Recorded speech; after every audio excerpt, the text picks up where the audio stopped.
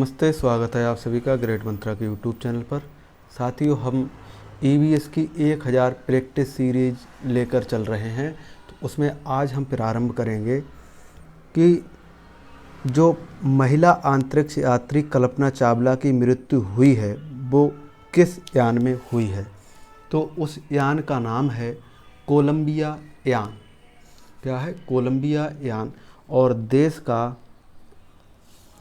देश का सबसे छोटा राजमार्ग है वो है NH-47A, या इसके लिए NH-966B भी कह सकते हैं, जो कुड़ानूर से वेलिंगडन द्वीप केरल तक जाता है। फिर है भारत का सबसे लंबा सड़क पुल, तो ये महात्मा गांधी सेतु है पटना बिहार में। फिर नेक्स्ट है हमारा कि भारत में सबसे लंबी दूरी तय करने वाली रेलगाड़ी कौन सी है। तो है विवेक एक्सप्रेस, जो डिब्रूगढ़ से कन्याकुमारी तक चलती है। फिर है हमारा नेक्स्ट क्वेश्चन, वन लाइनर, कि आरक्षित रेल टिकट से जानकारी नहीं मिलती, तो यात्री के नाम की नहीं मिलती, बाकी सारी चीज़ें उस पर लिखी होती हैं। ये कह रहा है एक व्यक्ति 30 मार्च 2016 को भोपाल से कन्याकुमारी के लिए ट्रेन में बैठा। उसकी ट्रेन भोपाल से 13:30 पर चली और वह व्यक्ति 31 मार्च 2016 को 7:30 पे कन्याकुमारी पहुंचा। अगर भोपाल और कन्याकुमारी के बीच की दूरी 2268 किलोमीटर है तो ट्रेन की गति ज्ञात कीजिए। तो ये चाल बराबर दूरी बटे समय से इसको हम निकाल लेंगे। आप इसके लिए निकाल देख लीजिएगा। और अलबरूनी की पुस्तक का नाम है किताब उल हिंद। और भारत में वायु परिवहन की शुरुआत हुई थी 1911 में। समय सारणी से पता चलता है कि परिवहनों के रूट का तथा स्थानों के बीच की दूरी का ये समय सारणी से ज्ञात होता है। एयर सहारा ये एयरलाइंस वर्तमान में सेवा में नहीं है। बिहार राज्य में स्थित भारत का सबसे लंबा जो सड़क पुल है ये रिपीट हुआ है, ये महात्मा गांधी सेतु है। फिर सेतु है कि जब कोई व्यक्ति ट्रेन द्वारा अहमदाबाद से केरल के लिए यात्रा करता है तब वह अनेक सुरंगों को पार करता है। ये सुरंगें पर्वतों में हैं। कौन से पर्वतों में है? तो ये पश्चिम घाट के जो पर्वत हैं उनमें हैं। फिर ये नेक्स्ट पूछता है कि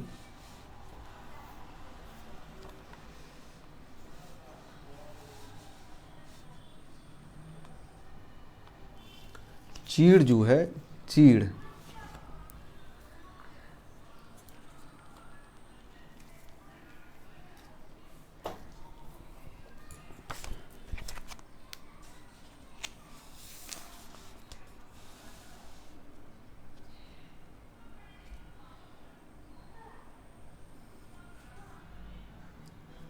कह रहा है कि चीड़ वनस्पति मरुस्थल में नहीं पाई जाती। जो चीड़ है वो वनस्पति मरुस्थल में नहीं पाई जाती। प्राकृतिक आपदा नहीं है। तो जो बांध होते हैं वो मानवकृत होते हैं, प्राकृतिक नहीं होते। रिएक्टर स्केल पर 0 से 9 तक के अंक प्रदर्शित होते हैं। चक्रवात के समय करना क्या चाहिए? तो चक्रवात के समय सुरक्षित स्थान पर चले जाना चाहिए। पीने के पानी को इकट्ठा करके रखना चाहिए। बिजली के गिरते हुए तारों से दूर रहना चाहिए। फिर कह रहे हैं घनघोर वर्षा के समय आसमान में विशाल स्तर की विद्युत चिंगारी दिखाई देती, इसे कहते हैं, इसे तड़िक कहते हैं। क्या कहते हैं? तड़िक।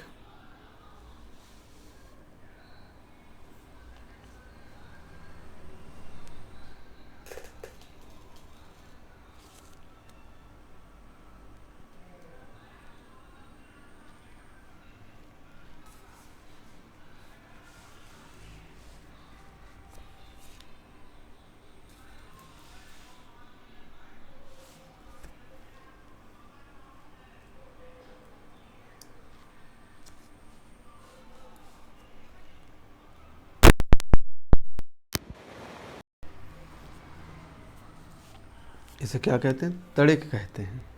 फिर है तड़ित। फिर है प्रकृति।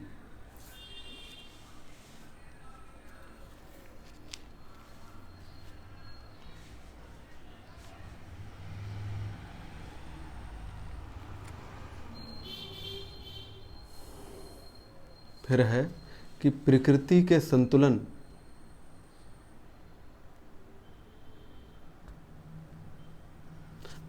के संतुलन बनाए रखने के लिए पृथ्वी के भूभाग पर 33% वन चाहिए। एक स्कूल के बच्चे एक गांव में गए। गांव के बुजुर्ग व्यक्ति ने बताया कि आजकल यहाँ पर ध्वनि प्रदूषण बढ़ गया है, परंतु पहले ऐसा नहीं था। जब गांव के आसपास घने वन थे, ध्वनि प्रदूषण बढ़ने का कारण तो वनों की कटाई। इसे अप्लाइड क्वेश्चन बोला जाता है। ये जो ऐसे पूछता है वो डायरेक्ट नहीं पूछेगा, ये सीटेट में ज़्यादा आते हैं। फिर ये पूछ रहा है उत्पत्ति और प्रकृति के आधार पर आपदा के दो भाग हैं, तो एक प्राकृतिक आपदा और दूसरी मानवीयकृत आपदा है। फिर ये कह रहा है कि फुकुशिमा परमाणु आपदा घटित होती, तो ये जापान में है। और भारत में आपदा के निवारण से संबंधित आपदा प्रबंधन अधिनियम आया, तो ये 2004 में आया। फिर भूकंप आने का कारण, तो इसमें मानवकृत और प्राकृतिक ये दोनों इसमें कारण हो सकते हैं। भूकंप का मापन किया जाता है, तो भूकंप का जो मापन किया जाता है वो रिएक्टर स्केल पे होता है।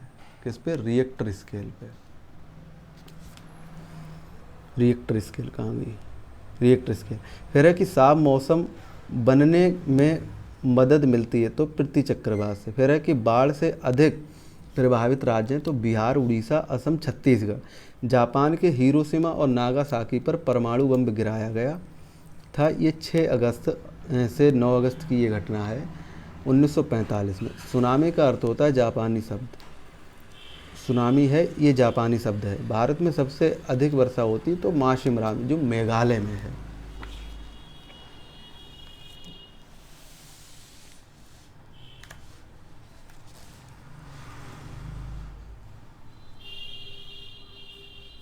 नेक्स्ट है हमारा कि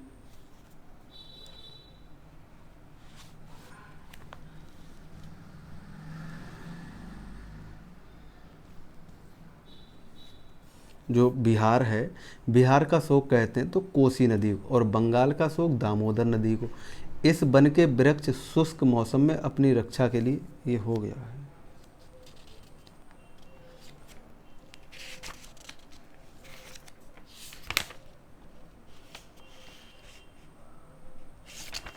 ये हो गया। आगे हम देखेंगे वो ये है कि भारत के मानचित्र में दिल्ली स्थित के सापेक्ष हिमाचल प्रदेश की राजधानी शिमला और मध्य प्रदेश की राजधानी भोपाल क्रमशः स्थित है, तो ये उत्तर और दक्षिण में है। गांधीधाम यानी कि गुजरात का रहने वाला कोई व्यक्ति पहले भोपाल मध्य प्रदेश और फिर हैदराबाद यानी कि आंध्र प्रदेश जाता है, तो उसके सफ़र यात्रा की दिशाएं क्या होंगी? तो पहले वो पूर्व दिशा में और फिर दक्षिण दिशा में। ये जो मैप होता है ये इससे समझ में आएगा हमारे लिए। आपके लिए हम मैप ज़रा दिखलाएं, तो उससे ये चीज़ें अच्छे से क्लियर होंगी। देखो ये जो एटलस है, तो इसमें क्या होगा, राज्य देखें।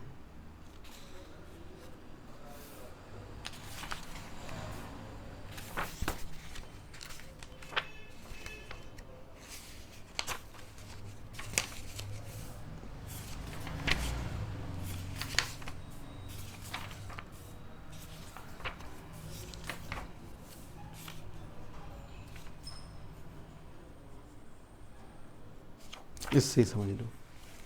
देखो ये भारत का नक्शा है ना पूरा ये, तो इसमें ये पूछ रहा है कि राजधानी पहले वो कहाँ जाता है, हिमाचल प्रदेश की राजधानी शिमला और मध्य प्रदेश की राजधानी भोपाल। तो इसमें शिमला और भोपाल पहले ढूंढा जाए। तो शिमला कहाँ है, शिमला, देहरादून, शिमला ये रहा। देखो ये शिमला है, ये शिमला हो गया। अब इस तरफ क्या है, ये हमारा इस तरफ उत्तर है, ये दक्षिण है, ये पूर्व है और ये पश्चिम है। तो ये क्या है, ये शिमला हो गया यहाँ पर। फिर इसने क्या पूछा है, शिमला से कहाँ जा रहा है, मध्य प्रदेश राजधानी भोपाल। अब ये शिमला से कहाँ जा रहा है, भोपाल। असम, बिहार, कानपुर, जयपुर राजस्थान, पंजाब, हरियाणा, देहरादून उत्तर प्रदेश, छत्तीसगढ़, तेलंगाना, हैदराबाद, भोपाल गुजरात, गांधीनगर, शिमला से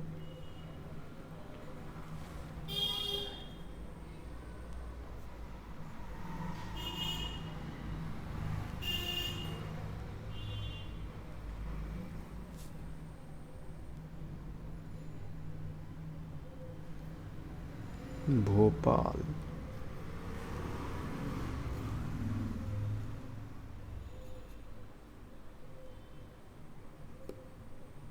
नेपाल, भूटान, असम, मिजोरम, कोलकाता, झारखंड, रांची, किधर गया भोपाल, कर्नाटक, तेलंगाना, महाराष्ट्र, भारत, इंदौर, गांधीनगर, ये किधर है भोपाल, मिल जाओ भोपाल।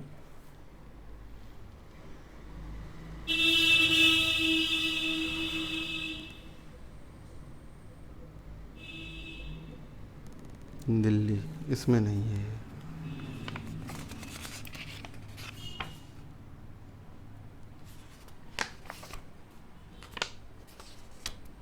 तो इसमें क्या होता है, जो सबसे ज़रूरी चीज़ होती है वो हमारे लिए जानकारी की इसमें होना बहुत ज़रूरी है। भोपाल इसमें है ही नहीं कहीं पे। जबलपुर, हसन, पता नहीं क्या क्या है ये। चलो ऐसे ही याद रखो, ये क्लियर करेंगे अगले लेक्चर में। तो ये भोपाल तक हो जाएगा, ठीक है। फिर कह रहा है कि गांधी धाम, हाँ ये पहले दिशा और फिर दक्षिण दिशा में, तो ये जो भोपाल है ये हो जाएगा। माउंट एवरेस्ट का एक भाग नेपाल का है। भारत के नक्शे में दिल्ली के संदर्भ में झारखंड और राजस्थान क्रमशः दिशा में है, तो पूर्व पश्चिम। फिर आगे हम देखें, आगे क्या है कि जो जनजातियों के अन्य नाम से जाना जाता, तो बनवासी है, अडाविक है और गिरिजन, इन्हें इन नामों से भी जानते हैं। फिर है कि रानी दुर्गावती जनजाति राज्य से संबंधित हैं, तो ये गोंडा। फिर है भारत की संपूर्ण आबादी में जनजातियों का प्रतिशत है, तो वो है 8.6। फिर है कि चांगपा जनजाति पाई जाती, तो ये लद्दाख में है और भारत की जनजातियों में सबसे बड़ी जनजाति तो गोंडा। फिर है कि तीजन बाई एक प्रसिद्ध जनजाति महिला है और इनकी प्रसिद्ध क्षेत्र है तो वह है पंडवानी गायिका। फिर है कि कुडुख भाषा जंगल को कहते हैं, तो इसमें कहते हैं कुडुख भाषा में जंगल को कहते हैं तोरांग। और झारखंड में जंगल बचाओ आंदोलन की शुरुआत किसने की, तो की थी बासवी ने। कौन थी वो, बासवी। फिर भारत के किस राज्य में टिन की खेती होती, तो ये मिज़ोरम में होती है। फिर ये जो पारंपरिक चित्रकला पश्चिम बंगाल में पाई जाती, ये जामदानी सही सुमेलित है। जामदानी देखो कहाँ है, तो इसमें क्या है, जामदानी है इसमें नहीं। तो ये ऐसे है कि पारंपरिक कला और राज्य क्षेत्र। फिर है कि सारंग को कहते हैं, तो लुंगी कहते हैं। क्या, लुंगी। किसे, सारोंग को कहते हैं लुंगी। ओणम फसल संबंधी एक प्रसिद्ध त्यौहार है। ये त्यौहार भारत के केरल राज्य में मनाया जाता है। कहाँ मनाया जाता है, केरल राज्य में मनाया जाता है। आगे देखो कि रथ यात्रा निकाली जाती है, तो उड़ीसा जो पुरी है उसमें निकाली जाती। असम का प्रसिद्ध त्यौहार है तो बिहू। गणगौर त्यौहार मनाया जाता है तो राजस्थान में, और पोंगल त्यौहार मनाया जाता है तमिलनाडु में। कथकली एक प्रसिद्ध शास्त्रीय नृत्य है, यह भारत के केरल राज्य में मनाया जाता है। कुकी जनजाति पाई जाती, ये मणिपुर में पाई जाती है।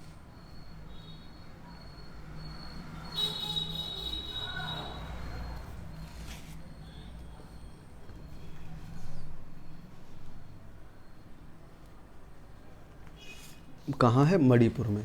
नेक्स्ट अगर हम बात करें तो मणिपुर कहाँ में हो गया। फिर लेम्पचा जनजाति भारत में पाई जाती है, सिक्किम में, और गुजरात का प्रसिद्ध लोक नृत्य है वो है गरबा। और बाउल कहाँ प्रसिद्ध लोक नृत्य, ये है पश्चिमी बंगाल का। और तमाशा या लावड़ी प्रसिद्ध लोक नृत्य, ये महाराष्ट्र का। कुचिपुड़ी एक प्रसिद्ध शास्त्रीय नृत्य है, ये भारत के आंध्र प्रदेश से संबंधित है। कहाँ से? आंध्र प्रदेश से ये संबंधित है।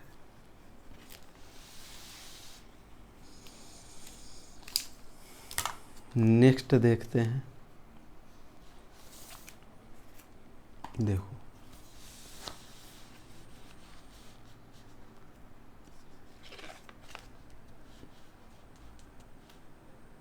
वे आकाशीय पिंड जो पृथ्वी के वायुमंडल में जलकर राख नहीं हो पाते और चट्टानों के रूप में पृथ्वी पर आ गिरते, वे क्या कहलाते हैं? उल्का पिंड।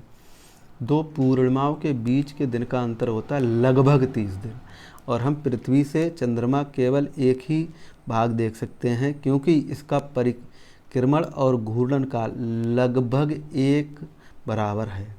फिर है कि जीवाश्म ग्रह किसे कहते हैं? तो चंद्रमा को कहते हैं। फिर है सही सुमेलित करें।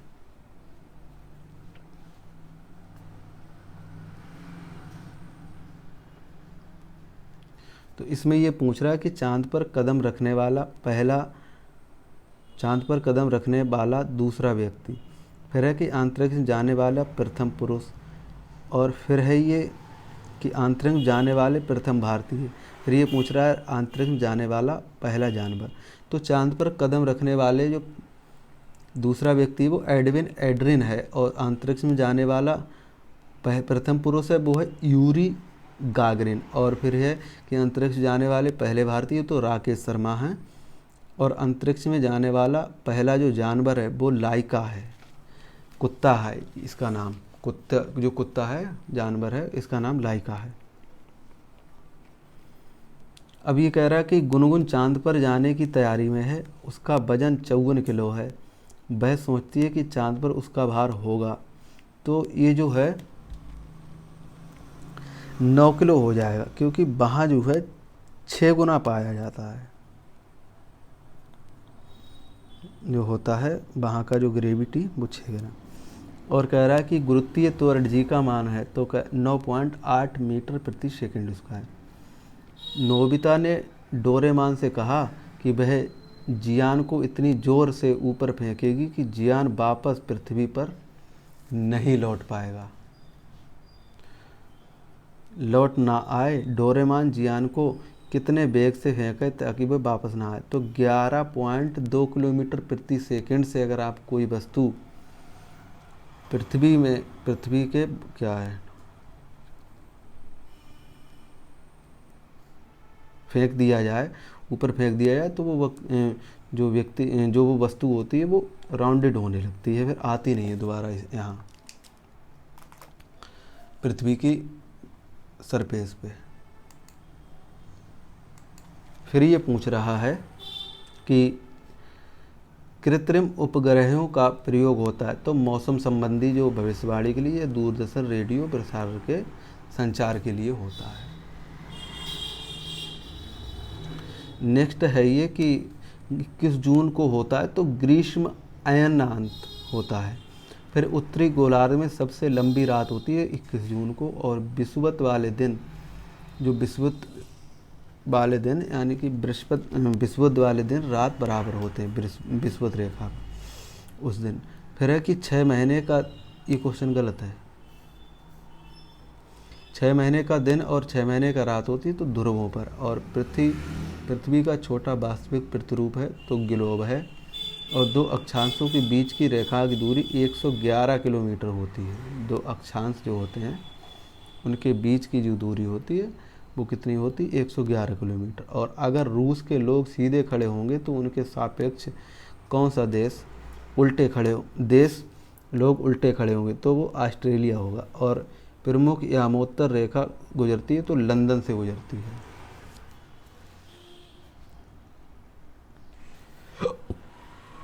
फिर है कि चंद्रमा से परावर्तित प्रकाश को पृथ्वी तक आने में कितना समय लगता है? तो 1 घंटा 28 मिनट। पृथ्वी के करोड़ परत में निफे पाया जाता है और पृथ्वी के भूपर पट्टी में ये सिलिका और एल्यूमिना जैसे खनिज पदार्थ पाए जाते हैं। आग्नेय चट्टानों को प्राथमिक चट्टान और अवसादी चट्टान में कोयला और पेट्रोलियम पाया जाता है।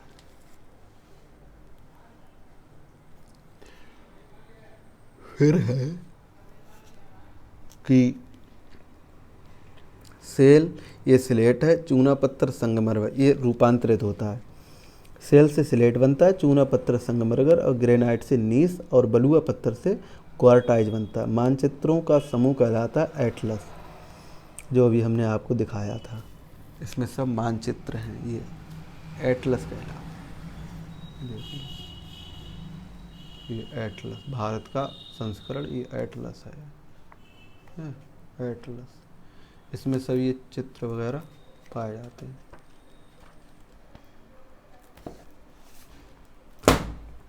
फिर ये कह रहा है कि जिन मानचित्रों के द्वारा कुछ विशेष जानकारियाँ मिलती हैं उन्हें कहते हैं, तो मैथेटिक मानचित्र उन्हें हम कहेंगे।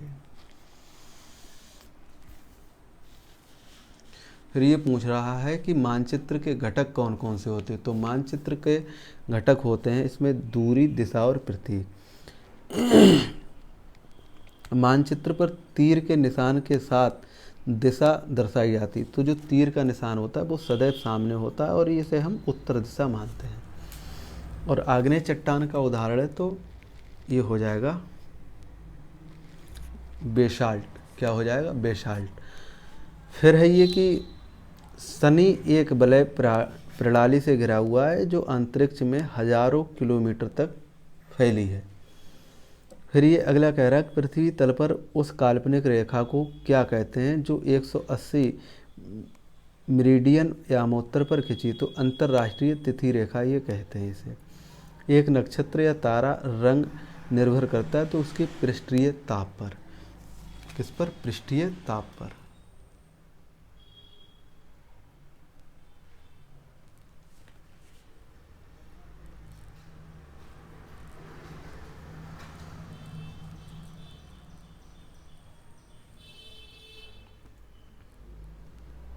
नेक्स्ट है ये कि कहाँ है पृष्ठीय ताप, कहाँ गया? फिर है कि दिन और रात होने का मुख्य कारण, तो पृथ्वी का अपनी धुरी पर घूमना। फिर है ग्लोब।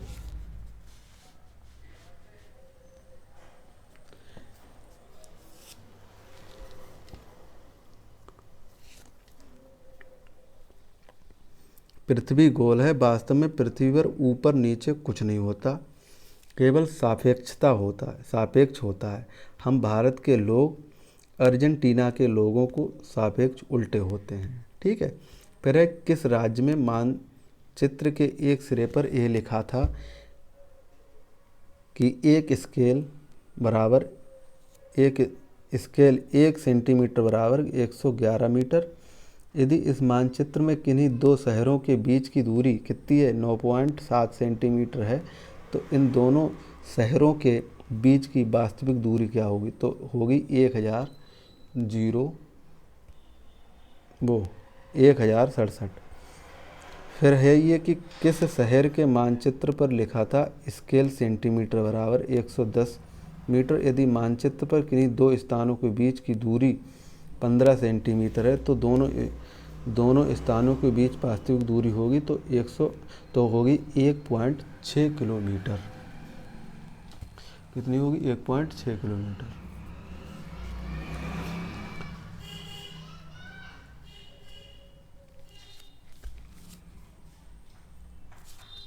फिर ये पूछ रहा है कि चांद की किस सतह से की विशेषताओं के बारे में अच्छा वर्णन करता है। तो पानी नहीं है, गहरे गड्ढे और ऊंचे पहाड़ हैं। टूटा तारा उल्का है। उल्का जो पृथ्वी के वायुमंडल में प्रवेश करते ही आग पकड़ लेता है, तो उसके लिए हम क्या कहते हैं? उल्का कहते हैं। नेक्स्ट है कि भारत देश को इंडिया नाम दिया तो ईरानी और यूनानियों ने दिया। फिर है कि कश्मीर से कन्याकुमारी तक भारत की लंबाई है, तो है ये 3214 किलोमीटर। फिर है क्षेत्रफल के आधार पर विश्व में भारत का स्थान है, तो 7वां।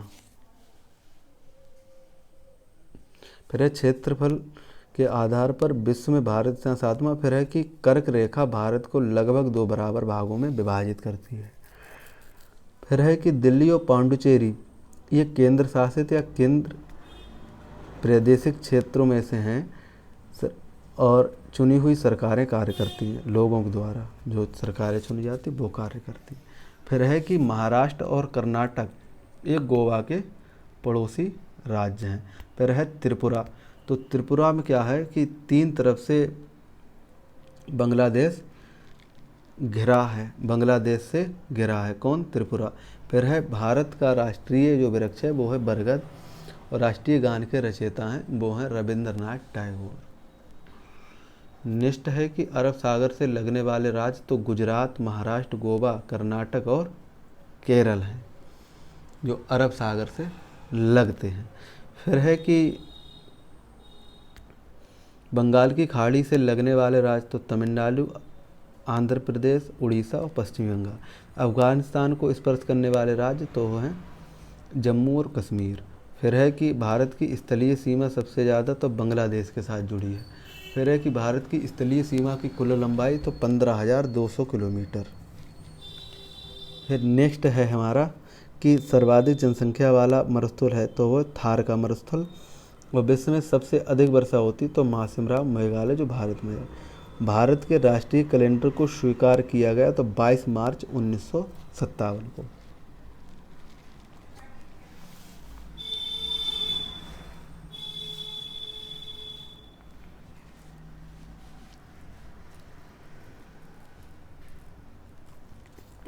नेक्स्ट है कि मणिपुर, त्रिपुरा और असम से राज्य घिरा हुआ है तो मिजोरम। और गुजरात राज्य की सबसे ज़्यादा तटीय सीमाएं हैं। भारत की सबसे ऊंची जो चोटी है वो गाडविन आस्टिन 8,611 किलोमीटर है ये पर्वत, और ये काकोराम पर्वत श्रेणी पर स्थित है। नहीं, ये हाँ सही कि प्रसिद्ध पहाड़ी पर्यटक स्थल लघु हिमालय श्रेणी में स्थित है। भारत का ठंडा जो मरुस्थल है वो लद्दाख कहलाता। क्या? लद्दाख।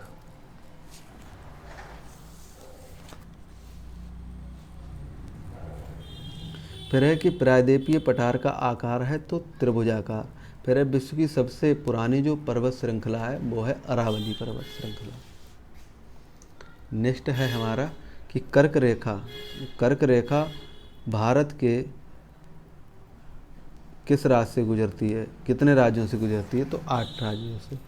फिर है कि ताप्ती नदी पश्चिम की पूर्वी तरफ बहती है और लक्षद्वीप अरब सागर में स्थित है। खनिज प्रचुर मात्रा में पाए जाते हैं तो प्रायद्वीपीय पठारों में। फिर ये पूछ लेगा कि किसी स्थान की जलवायु निर्भर करती है तो ऊंचाई, स्थिति और समुद्र से दूरी पर। आंध्र प्रदेश, तमिलनाडु जो है राज्यों से लौटते हुए मानसूनी वर्षा करता है या होती है कि आंध्र प्रदेश और तमिलनाडु राज्यों से लौटते हुए मानसून से वर्षा होती है।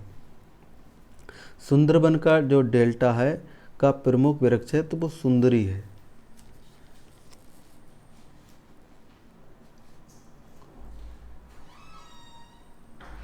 नेक्स्ट है कि राष्ट्रीय प्रतीक अशोक के लाट या स्तंभ से लिया गया तो राष्ट्रीय चिन्ह। जनसंख्या के आधार पर विश्व में भारत का स्थान तो दूसरा। भारत का जनसंख्या घनत्व तो 382 प्रति व्यक्ति वर्ग किलोमीटर है। सर्वाधिक जनसंख्या वाला राज्य उत्तर प्रदेश, सर्वाधिक जनसंख्या घनत्व वाला राज्य तो बिहार, और सर्वाधिक लिंगानुपात वाला राज्य तो केरल, और सर्वाधिक साक्षरता वाला जो राज्य वो भी केरल है।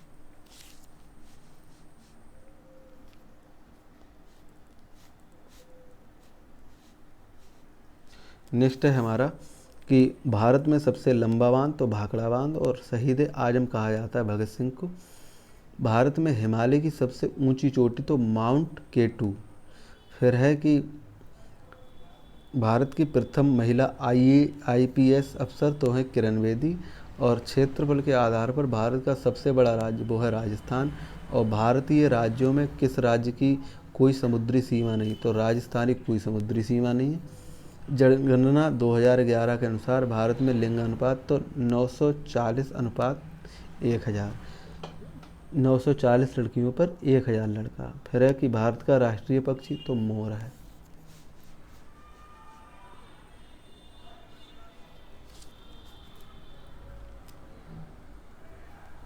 भारत में पूर्व से पश्चिम की ओर बहने वाली सबसे लंबी नदी नर्मदा नदी। भारत का राष्ट्रीय पशु है बाघ। राष्ट्रीय गीत के रचयिता बंकिम चंद्र चट्टोपाध्याय और तमिलनाडु के निकट समवर्ती राज्य केरल, कर्नाटक, आंध्र प्रदेश और केरल के निकट राज्य कर्नाटक और तमिलनाडु। फिर है कि नई दिल्ली रहने वाला कोई व्यक्ति पहले भोपाल, ये हो गया है, कोई व्यक्ति पहले भोपाल मध्य प्रदेश, रांची उत्तराखंड भ्रमण करना चाहता है। उसकी यात्रा की दिशा होगी पहले दक्षिण दिशा और फिर पश्चिम दिशा। माउंट एवरेस्ट नेपाल का भाग है और इसकी ऊंचाई लगभग 8848 किलोमीटर यानी कि 8900 मीटर इसे हम कह सकते हैं।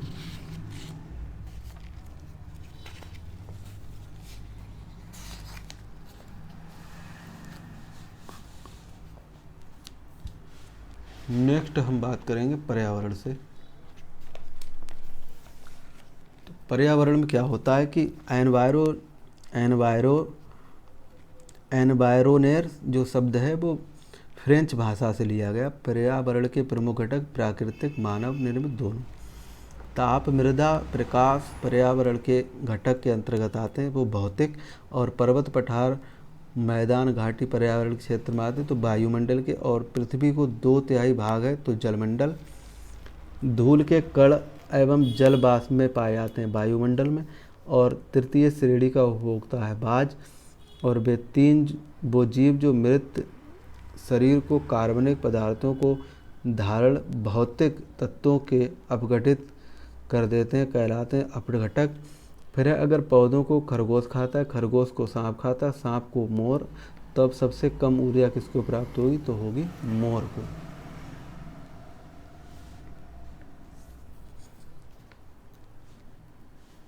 फिर है कि अंतर्राष्ट्रीय स्तर पर मानव पर्यावरण पर सबसे पहला सम्मेलन हुआ तो हुआ 1972 में। और 5 जून की स्टॉकहोम में सम्मेलन में एक घोषणा की गई कि प्रत्येक वर्ष 5 जून को विश्व पर्यावरण दिवस मनाएंगे। फिर है एजेंडा 2021 जारी किया गया, ये 1992 में। चिपको आंदोलन की शुरुआत हुई थी 1973 में। और पर्यावरण संरक्षण हेतु अपीको आंदोलन राज्य में चलाया गया था तो कर्नाटक में। बाबा आप्टे और मेधा पाटेकर आंदोलन से संबंधित हैं तो नर्मदा बचाओ आंदोलन से।